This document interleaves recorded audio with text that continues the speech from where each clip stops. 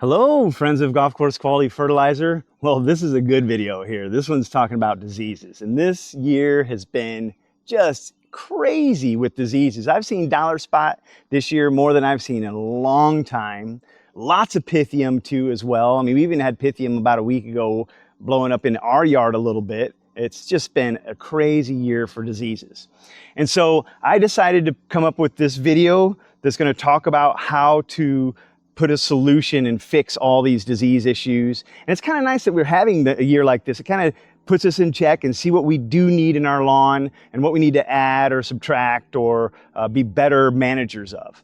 So we're going to talk about diseases. Okay, wait. I have a question though. Yeah, go ahead. Where did the diseases come from? Oh, that's a good question. Actually, the diseases are always present, right? It just has to do with the right temperatures. So if you noticed, when it started getting into the mid 80s and the nights were really warm, that's when we started getting a lot of these diseases, right? And so it's about the right temperatures, the right species, and the amount of water that's there to make that disease go. And water is a real big part of diseases, right? And so that's why I don't get very many in my lawn, because I can control the water pretty good in my lawn. I've been practicing for years doing it. And so watering is probably the main thing. So let's talk about that. Let's talk about the solutions. And watering is a great place to start. That's actually the first place you should start when it comes to, I get diseases in my lawn, or I have diseases in my lawn now, right? And so the first thing you do once you start seeing diseases in your lawn and you've identified it as diseases is manually water from there on, right? That means not to necessarily go, turn it on and watch it run the whole time, but it means that I'm gonna only turn it on when I see the grass actually needs water, it's tracking, it's doing these things. Then I'm going to water it, and I'm going to try to water it in the morning, and I'm going to try to water it a nice deep soak so I don't have to water it as often as I can, right? And so literally waiting till the grass needs it and having like an indicator area, or even having like a tensiometer that you got to put in your soil or something like that to see what my moisture is already at. They have all these different moisture gauge items that you might not look it up as a tensiometer, but you look up these soil moisture gauges that you can kind of see that.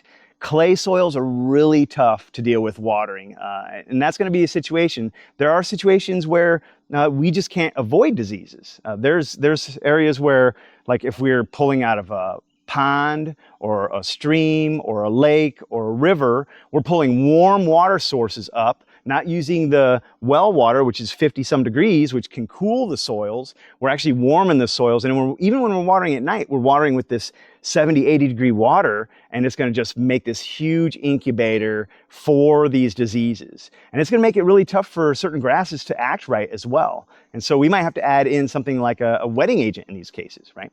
And so watering is one of the biggest things when it comes to trying to manage your diseases, is trying to manage that. But there's scenarios in which, hey, the back of my property is shaped like a bowl and it's all in the woods and it's not going to dry out, right? And so there's areas where that we just can't do anything but try to treat the diseases in a different way beyond the watering as well, right?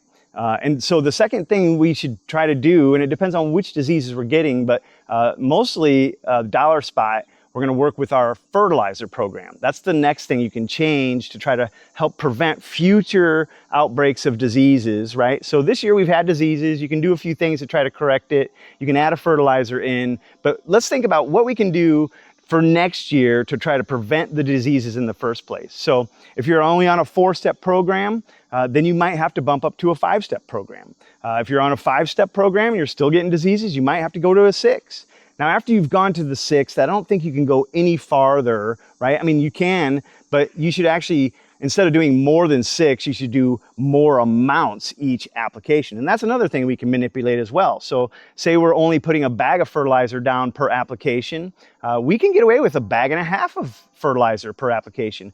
Those kind of things can really help change your turf and make it a lot more disease resistant in the first place. And then you won't get those diseases. If you do a little bit more fertilizer, it's going to last a little bit longer. It's going to put more in your area, and it'll really help balance things out. Nutrient values in the turf and what it's doing with those nutrients really helps kind of control diseases in a lawn. So we got watering, and then we got the fertilizing. And then the next thing we have to do past that is more of a physical way to actually prevent diseases, right? So our third thing we would do is increase mowing. So mowing heights, I don't like to mess with those too much. We do sometimes a little bit, like if we figure out that we're mowing a little too high and the grass is laying over, then maybe we'll drop our height just a little bit, but be real careful on that, especially when you're getting diseases and it's already hot out. But most definitely, we're not gonna collect our clippings, because that is a huge part where I see people get diseases, is because they're always collecting their clippings and they're doing what they were supposed to do, is add more fertilizer. They're actually taking it away now. And so make sure you're not taking away that free fertilizer that's constantly recycling back into your lawn as much as possible. I know we can get behind in the mowing and stuff. You're gonna have to pick up those mowing frequencies. If you mow once a week, you gotta go twice a week. If you're mowing twice a week, you need to mow 3 times a week, right? And so things like that, increasing mowing frequencies. On the golf courses, we would mow very frequently. That would help a lot, right? We would also, in the morning, go out and we'd do a dew whip on the greens, or we would drag a hose across the fairways and blow dew off the turf in the morning. And that really helped dry that surface out, so we don't have that longer time period, especially once the temperatures start getting warmer and warmer, where that wetness is staying on those leaves and starting to propagate diseases, right? And so at a home lawn, get your blower out. I mean, if you're really adamant about keeping diseases off of your lawn, get the blower out every morning, blow the dew off your lawn in the morning. Backpack would be the fastest way to do that, right?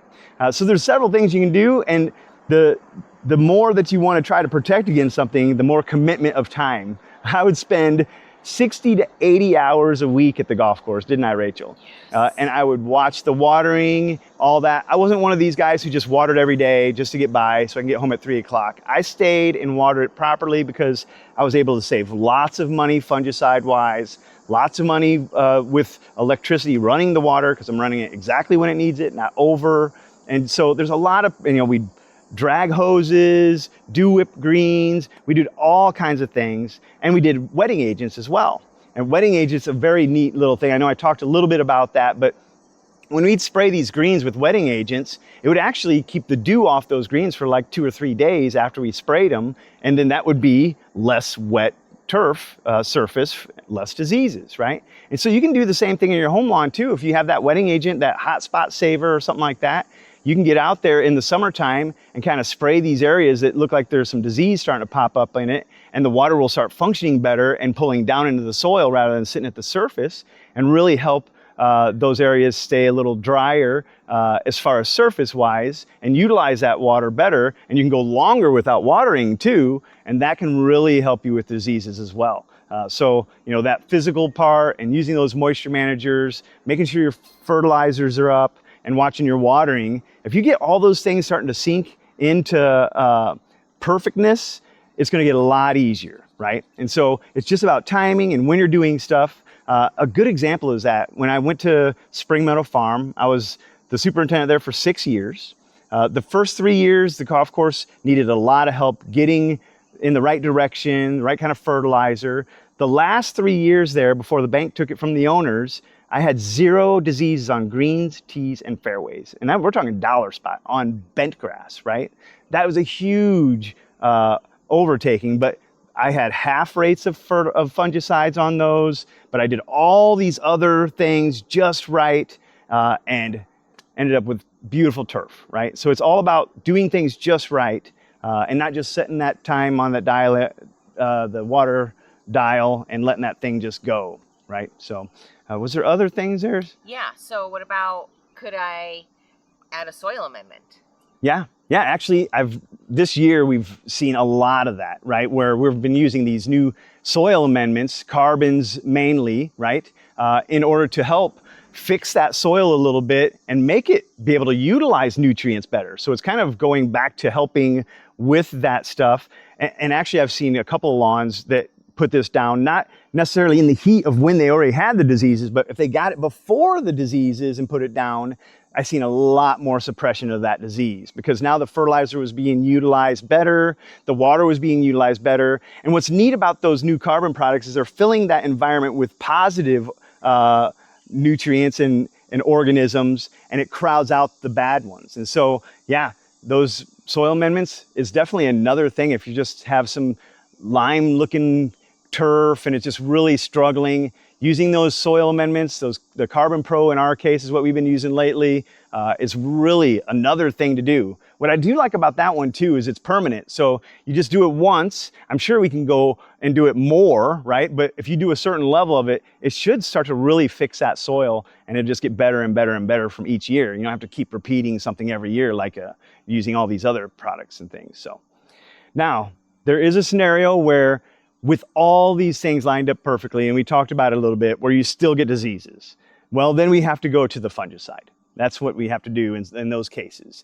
And actually, it's not hard to apply fungicides, and we're gonna apply a liquid one. Reason why we're doing a liquid is because, well, for one, it's a lot less expensive, and we can do it multiple times in the season. It's really easy to apply. And you can do the granular fungicides as well, but the liquids are just a really good way to get immediate reaction. It kind of stops the disease in its tracks, and it helps heal it from there on. Whenever you already have diseases, you're going to have to go to what they call the curative rate, right? There's always these rate ranges. And so if you didn't have disease and you're like, oh, okay, I typically get diseases though, and it happens when it's 85 degrees during the day and 65 plus during night, and it happens for more than 3 days, right? So I would be like, okay, I see that kind of weather coming up in the forecast. I'm gonna go out and I'm gonna spray my turf with my fungicide, and I'm gonna use half a rate, right? I'll use the 1 ounce rate compared to the 2 ounce rate, for example. And then I'd get that down, and now I got protection. And since I got it before the disease showed up, it prevents all those diseases and sporia from flourishing in the soil and in the turf canopy. And now my populations are really low, and my fungicide will actually last longer than if I'm trying to cure it and there's already just this high population of fungus out there already. So think about that too. If you always get fungus, don't be afraid to be a little bit more proactive on your situation. And that's a lot of these guys who have to pull out of these hot water sources, right? Or have a very shady area that just always stays wet. Or has the wrong turf for that matter. If you have Poa trivialis, bent grass, Poa annua, all these nasty wild grasses, or even creeping fescue, right? The thick, fine fescues, you get a thick patch, you always get these little brown spots in it. I mean, those, you just can't avoid the diseases in those types of turf. They're just too thick and they get too much moisture trapped in there to avoid them. So you might have to go to a fungicide. And so I'm gonna show you how to apply this fungicide. This is a hose end sprayer. I like these kind because it's, you know, it's got all the brass fittings and it's more of a professional grade. They're great. Let's get this moved here. So I did have another question. Yeah, go ahead. Can I get rid of a disease permanently? No. And that's because it's always in the environment. Now we can prevent it the best we can, and you might not even be perfect at that until you really get it down pat.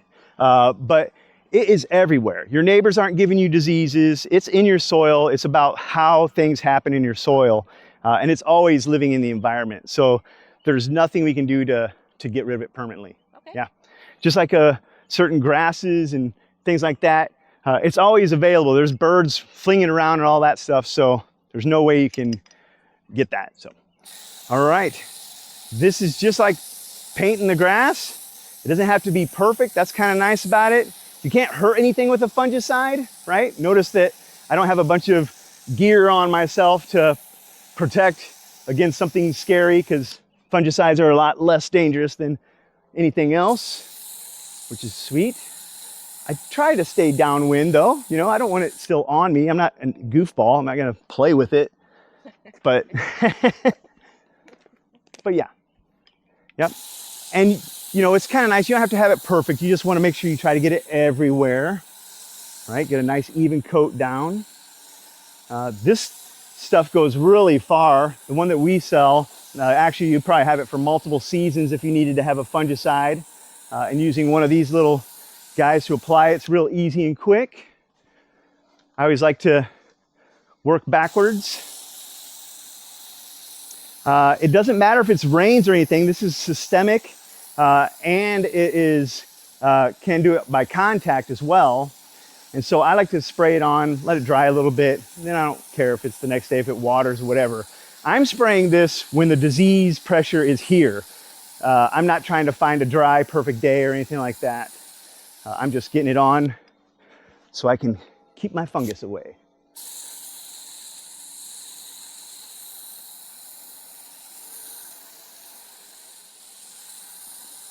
And in this case, this person, their irrigation comes out of the river, correct? It comes out of a creek. Comes out of a creek. Yeah, yeah. And you can see they have real poor drainage too and a lot of thatch. So this yard is going to need some help with the fungicide. And then we're going to do a few other things to this yard too to help it. Probably a wetting agent to help water work better on it and all that stuff. There we go. We're done. Work better on it. You did that, right? Yep, I already did that area over there. Yeah. Easy, quick. Just put this away and you're all set. That's how you get rid of your diseases. Well, no more Awesome. questions. Thanks for listening.